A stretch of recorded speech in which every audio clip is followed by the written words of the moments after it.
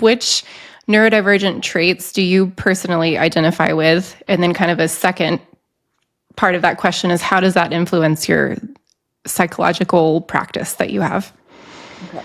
So, I mean, I think it's important to say this, and I've shared, I didn't know anything about autism. You have to be specifically trained as a psychologist, right? So about 2 years ago, I kind of discovered, I think like many of us, oh my gosh, what is all this happening on TikTok and these conversations? So I began my deep dive.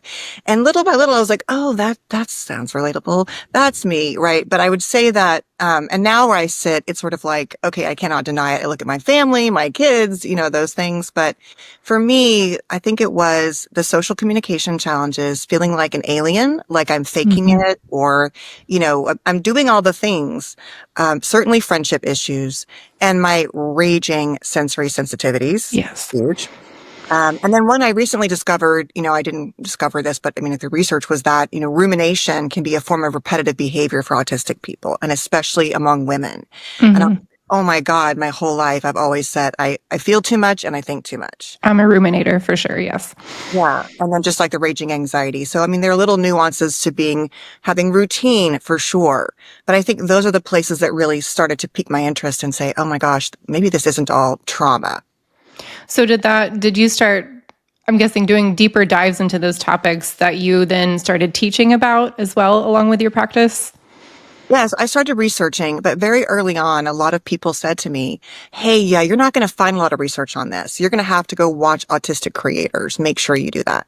And that's something I always say to people. There isn't enough research, especially in the, internalized type, the female phenotype, any other presentation that is outside the DSM. It feels like the populations and the people were so far behind. And so it's been a combination.